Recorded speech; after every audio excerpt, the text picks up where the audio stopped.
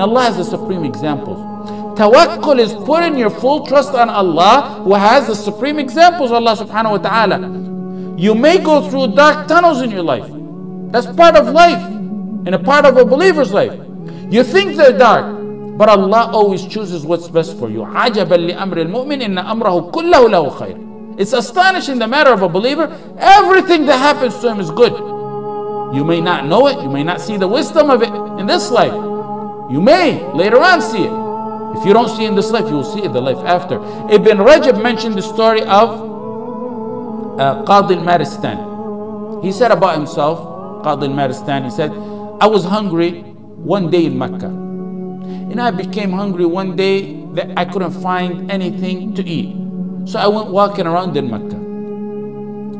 I found a pouch, a tightly tied pouch. I picked it up and brought it to my house. And then in my house, when I untied it, I found a beautiful necklace of pearls that it's like I've never seen anything like it before. He went from a difficult time to the utmost of ease. But tawakkul didn't waver a tiny bit in his heart. Full tawakkul on Allah when he was walking around hungry. And the same tawakkul now that he's a millionaire. It didn't last for long. The circumstance changed, but tawakkul remains firm. Unwavering tawakkul.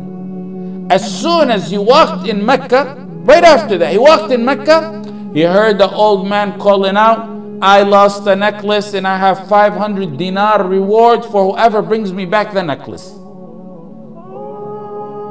He said, I called the old man. That was bad news for him. He thought he was a millionaire. He said, I called the old man. Come to my house. I think I have your pouch. So he told the old man, describe the necklace for me.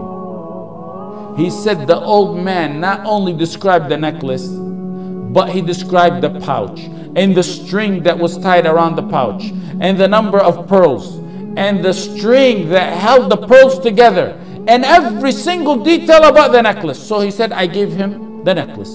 Had to have been him. No way could have knew that all those details. And he handed me 500 dinar. And just as I was about to take it, I thought to myself, he said, I don't deserve this. And I refused the reward. The man kept insisting on giving the reward. And it was as if Abu Bakr wanted to keep his reliance on Allah totally, refusing the reward for something he felt he really didn't deserve. He didn't do nothing to deserve that money.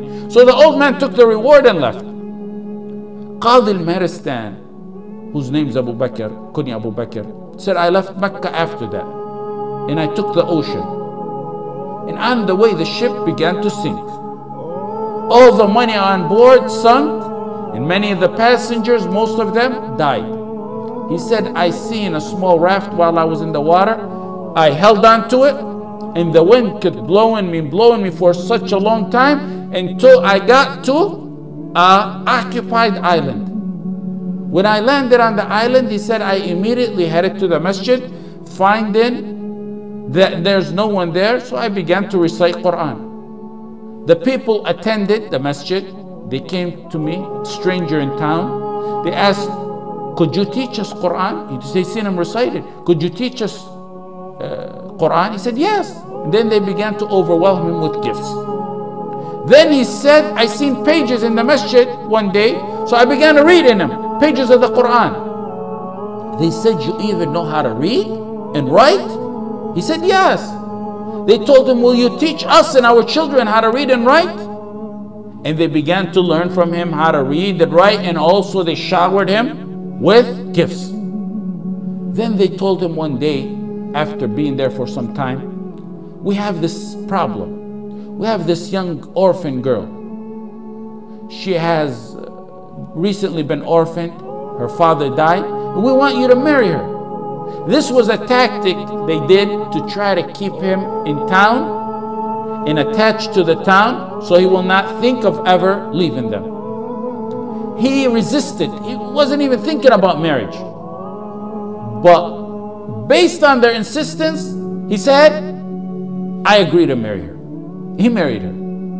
Okay, the night of the wedding, when they presented her to him, he said, I looked at her and I was startled and astonished, and I was unable to raise my eyes off her neck. I seen the necklace I gave the old man some time ago on her neck. This is a true story, authentic story. He wasn't looking at his new bride's face, even though she's mentioned as being one of the most beautiful women in that town, in that island. The relatives around him said, you broke that orphan's heart. How could you look at the necklace and not at her? You're breaking her heart. It's like you're saying she's ugly by your looks. He said, I began to tell them the story of how I found that necklace on her neck, and how I returned it to some old man in Mecca, and how I left Mecca, and then the ship sunk, and how I arrived to their island. I told them the whole details of the story. They began to shout and cry, La ilaha illallah, Allahu Akbar, La ilaha illallah, Allahu Akbar. And the crowds in the town began to gather. He said, why are you people doing this, and why are you astonished? They told him, the man you gave the necklace to is the father of this girl. And what's more astonishing than that is we used to always hear him say, I never met a Muslim on the face of this earth like the man who returned the necklace to me. And they said we used to always hear him make dua, oh Allah, unite that man who returned the necklace with my daughter as her husband. He used to always ask Allah subhanahu wa ta'ala that he be the husband to his daughter, and Allah answered his dua.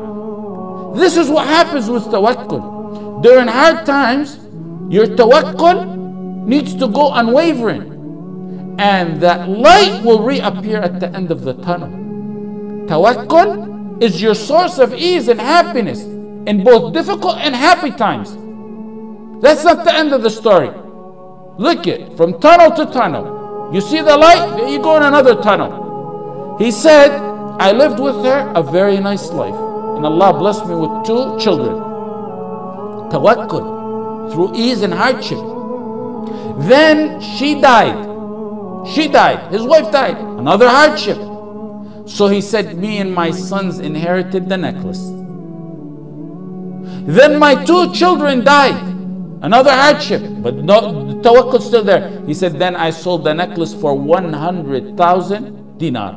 And that's where I got the wealth. He was explaining later on how he got the wealth he has. وَمَنْ يَتَّقِ اللَّهَ يَجْعَلْ لَهُ مَخْرَجًا. Whoever fears Allah, he keeps his duty to Allah, Allah will always find him a way out from every single difficulty you can imagine. وَيَرْزُقْهُ مِنْ حَيْثُ لَا يَحْتَسِبْ. He will provide him from sources he never imagined. وَيَرْزُقْهُمْ, it will come from sources you never even perceive. وَمَنْ يَتَوَكَّلْ عَلَى اللَّهِ فَهُوَ حَسْبُهُ. وَمَنْ يَتَوَكَّلْ عَلَى اللَّهِ فَهُوَ حَسْبُهُ. Whoever puts his trust in Allah subhanahu wa ta'ala, he will be sufficient for him. Whoever puts his trust in Allah subhanahu wa ta'ala, he will suffice him.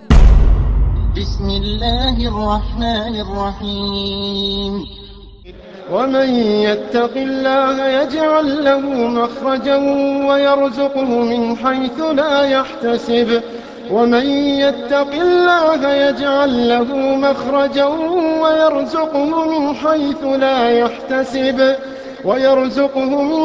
لا يحتسب ومن يتوكل على الله فهو حسبه ومن يتوكل على الله فهو حسبه